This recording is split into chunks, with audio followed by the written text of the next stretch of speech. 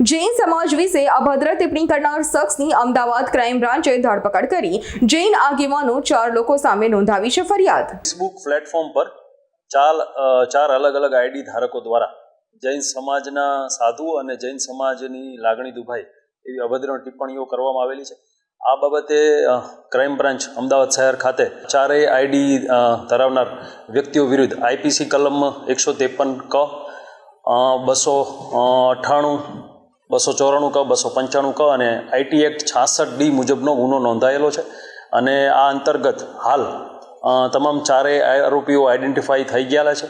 એમાંથી એક આરોપી સતીશ રમેશચંદ્ર ચાવડાગોર જે વિસાવદરના રહેવાસી છે એમની ધરપકડ કરવામાં આવેલી છે અને અન્ય 3 આઈડેન્ટિફાયરની ધરપકડની કાર્યવાહી ચાલુ છે।